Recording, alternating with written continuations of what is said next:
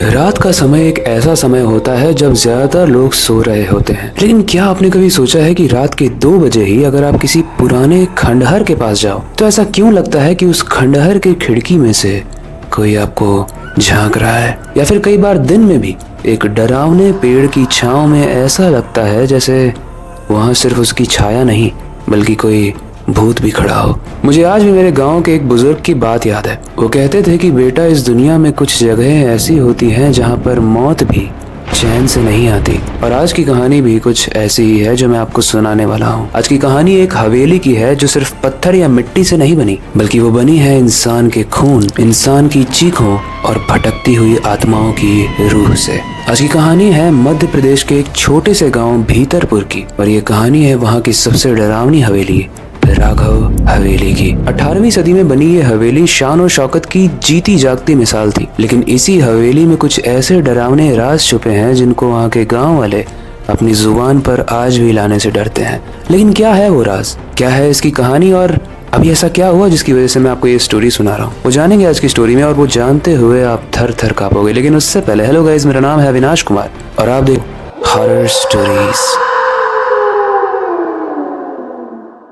आज की कहानी का जो कैरेक्टर है राघव, वो बहुत ही सीधा साधा इंसान था और पेशे से वो एक किसान था, लेकिन एक गरीब किसान। और अपनी जमीन के अनाजों के लिए उसने काफी भारी कर्जे भी लिए हुए थे, और ये कर्जा ना चुका पाने की वजह से ये कर्जे का जो इंटरेस्ट होता है वो बढ़ता जा रहा था। और गाइस, इसी वजह से पूरे गांव में उसकी कोई इज्जत नहीं थी। इनफैक्ट उसके घर में भी उसकी पत्नी इज्जत नहीं करती थी। और आए दिन वो अमीर जमींदार जिससे राघव ने उधार लिया हुआ था वो धमकी देता था कि मैं तेरा घर छीन लूंगा, तेरी पत्नी छीन लूंगा, वरना मेरे पैसे वापस कर। बेसिकली हमारी कहानी का जो राघव है वो चारों तरफ से मुसीबत के बादलों से घिरा हुआ था। इसीलिए वो दुख से हार कर सोचता है कि आज मैं अपनी जिंदगी को ही खत्म कर लेता हूँ। रात का वक्त था और रात में आंधी काफी तेज थी। उस आंधी भरी रात में वो आगे बढ़ता जा रहा था। आगे उसे एक आम का पेड़ दिखता है और वो सोचता है कि इसी पेड़ में मैं फांसी लगाकर मर जाता हूँ। पर कहते हैं ना, जिसका कोई नहीं होता उसका भगवान होता है, और जिसका भगवान नहीं होता उसका शैतान होता है। इसलिए यहाँ से आता है कहानी में एक ट्विस्ट। एंड उसी पेड़ के नीचे मिट्टी के अंदर दबा हुआ एक ग्रंथ दिखता है राघव को।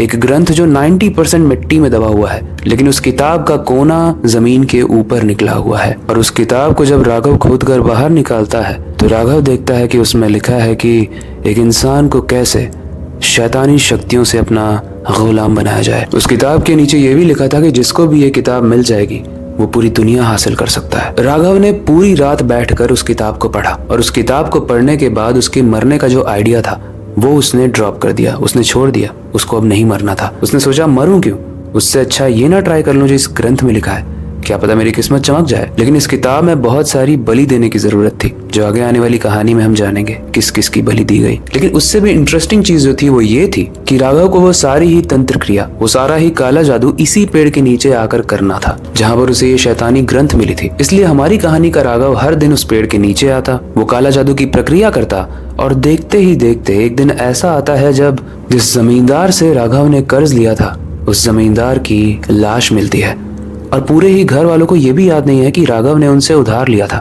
यानी बेसिकली राघव का जो उधार था वो माफ हो चुका था। इसके अलावा राघव ने और भी लोगों से कर्ज लिया हुआ था, तो उनको पैसे देने के बजाय उसने उन पर काला जादू किया। और हर बार जब राघव काला जादू करता था तो जिससे राघव ने उधार लिया था उसकी अगले दिन लाश मिलती थी। अब देखो, यहाँ तक तो ठीक था कि उसने अपने अपमान का बदला लिया, अपना कर्जा माफ करवाया।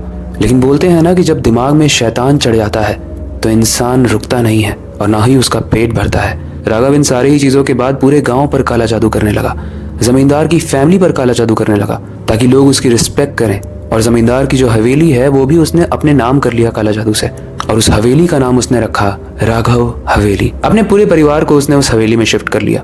उसकी बीवी को समझ में नहीं आ रहा था कि कल तक जहां हमारे पास खाने के लिए अनाज नहीं थे, आज हमारे पास इतनी बड़ी हवेली कैसे आ गई। राघव कुछ बता नहीं रहा था, वो बस बोल रहा था कि समझो हमारी किस्मत चमक गई है, तुम ज्यादा टेंशन मत लो। उस हवेली के सबसे नीचे वाले फ्लोर में, यानी जिसे हम बेसमेंट कहते हैं, जो जमीन के अंदर होता है, वहां पर राघव ने अपना एक बहुत बड़ा सा कमरा बनवाया। और उस कमरे के अंदर उसी पेड़ के नीचे की मिट्टी लाकर एक बहुत बड़ा सा सर्कल बना लिया। उसके बाद वो उस पेड़ के नीचे बैठ के काला जादू करने के बजाय अपने बेसमेंट में ही काला जादू करने लगा, क्योंकि अगर वो बार बार पेड़ के नीचे बैठकर काला जादू करता तो कोई ना कोई उसे पकड़ ही लेता गांव में। अब कहानी में ट्विस्ट तब आता है जब राघव की पत्नी को शक होने लगता है कि उसका हस्बैंड कुछ तो गलत कर रहा है, क्योंकि एक रात जब वो जागी हुई थी तो उसे मंत्रों के उच्चारण की आवाज आ रही थी, और जिन मंत्रों की उसे आवाज आ रही थी ये कोई पॉजिटिव या अच्छे मंत्र नहीं थे, ये शैतानी मंत्र थे, काला जादू के मंत्र थे। और अगली रात जब राघव वापस से बेसमेंट में जा रहा था काला जादू करने के लिए, तो उसकी पत्नी ने उससे पूछ लिया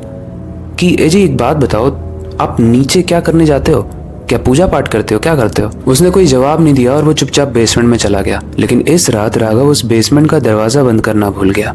राघव की पत्नी ने थोड़ा वेट किया, ये सोचकर कि जब ये पूरा सेटल हो जाएगा तब मैं जाके देखूंगी ये करता क्या है। लगभग 2 घंटे के बाद जब पत्नी वापस से बेसमेंट के दरवाजे को खोलकर नीचे देखती है तो वो देखती है कि वहां पर लगभग 20 लाशें पड़ी हुई हैं। लाशें जिनको बीच से काटा गया है और उनके दिल को यानी हार्ट को उनके शरीर से निकाल के उनके शरीर के ऊपर रखा गया है। उसके अलावा बहुत सारे ऐसे लोग हैं जिनका मुंह बंद है, जो बंधे हुए हैं, वो चिल्ला रहे हैं, हेल्प मांग रहे हैं, लेकिन उनकी कोई हेल्प नहीं कर रहा है। और ये सब कुछ इसलिए हो रहा था क्योंकि राघव वहीं पर एक सर्कल बनाकर उसमें बैठकर काला जादू कर रहा था और उसके हाथ में थी वो शैतानी ग्रंथ। राघव जब जब काला जादू करता था तो वहां पर पड़े हुए इंसान की आत्मा राघव के अंदर चली जाती और उसका सारा ही यश, उसका सारा ही बल, उसकी सारी ही एनर्जी और उसकी सारे ही पैसे राघव के पास आ जाते।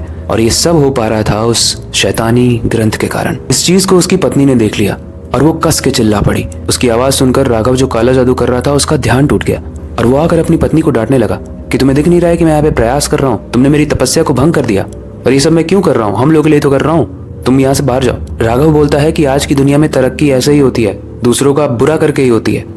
उसकी पत्नी बोलती है नहीं जी, हमें आपके साथ नहीं रहना है अगर आपको ऐसी तरक्की चाहिए, ना मैंने कभी ऐसी तरक्की मांगी थी और ना मुझे कभी चाहिए।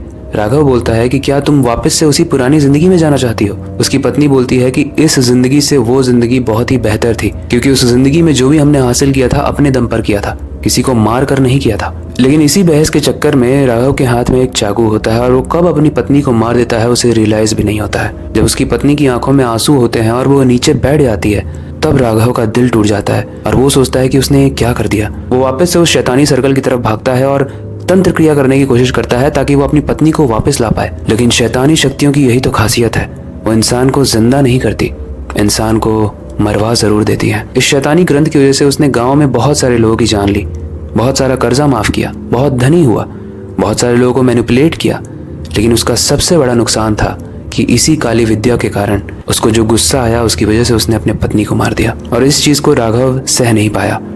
और ऐसा कहा जाता है कि उस दिन उस पूरे बेसमेंट में उसने अपनी काली विद्या को यूज करके आग लगा दी, जिंदा जल गया। और तब से ऐसा माना जाता है कि उस हवेली में आज भी राघव और उसकी पत्नी की आत्मा भटक रही है। जब राघव मरा तो उसके साथ उसकी तंत्र क्रिया भी मर गई जो उसने गांव वालों पर की थी और सबको ये रियलाइज हुआ कि अभी तक क्या हो रहा था। और जैसे ही गांव वालों को ये पता चला कि इस हवेली में क्या चलता था, उन लोगों ने उस हवेली में बहुत बड़ी पूजा कराई। लेकिन पूजा कराने के बाद भी आज भी वो हवेली एक खंडहर हवेली है। गाँव में ऐसा कोई है नहीं जो उस हवेली में जाता है। अक्सर लोग बाहर से जरूर आते हैं उस हवेली में घूमने के लिए, लेकिन वो भी शाम होने से पहले उस हवेली से बाहर निकल जाते हैं। ऐसा माना जाता है कि जो भी लोग वहां पर जाते हैं उन्हें किसी की प्रेजेंस महसूस होती है और स्पेशली जब वो खंडहर को बाहर से देखते हैं तो उन्हें दिखता है कि उस पूरी हवेली में कई बार ऐसी बहुत सारी खिड़कियां हैं जहां पर लाइट जलती है और वहां से उन्हें कोई झांक रहा होता है। वैसे आज की कहानी यहीं तक थी, लेकिन आज की कहानी हमें डराने के अलावा हमें बहुत सारी चीजें सिखाती भी है। ये कहानी हमें सिखाती है कि अगर हम अपनी जिंदगी में स्ट्रगल कर रहे हैं तो उसके बहुत सारे रास्ते होते हैं। उन रास्तों का सोल्यूशन मिलने में हो सकता है देर हो, लेकिन जब हम शॉर्टकट की तलाश में निकलते हैं तो अक्सर हम ऐसे डिसीजंस लेते हैं जो इस कहानी के राघव ने लिया। उसके बाद उसकी जिंदगी अच्छी तो चली, लेकिन वो जिंदगी बहुत छोटी थी। अगर राघव ईमानदारी से काम लेता, सरकार के पास हेल्प मांगने जाता या फिर शायद किसी अच्छे इंसान से हेल्प मांगने जाता तो शायद उसकी कोई हेल्प करता, या फिर इसके चांसेस कम भी है क्योंकि आज की दुनिया, जैसा राघव ने कहा, दूसरे के साथ बुरा करने के बाद ही लोग ऊपर उठ पाते हैं। तो इस कहानी में राघव गलत था या फिर सही था, ये कहना थोड़ा सा मुश्किल है, इसलिए डिसीजन मैं आप पे छोड़ता हूँ। आपने तो पूरी कहानी सुनी, आप बताओ राघव ने गलत किया या फिर सही। लेकिन अगर आप राघव को गलत कहते हो तो आप मुझे सोल्यूशन भी बताना कि उसके पास क्या ऑप्शन थे। आई होप आज की स्टोरी आपको सुपर इंटरेस्टिंग लगी होगी और थोड़ा सा डर भी लगा होगा। फिलहाल वक्त आ चुका है इस स्टोरी को एंड करने का और नई सुपर इंटरेस्टिंग और डरावनी स्टोरी पर काम शुरू करने का। लेकिन जाने से पहले मैं हमेशा की तरह एक ही चीज कहना चाहूंगा, अपनी क्यूरियोसिटी को डाई मत होने देना, नई चीजें सीखते रहना। अपने बेड के नीचे और खिड़की के बाहर जरूर देख लेना, कहीं उस खिड़की में से राघव तो नहीं झांक रहा है। मिलते हैं अगली वीडियो में।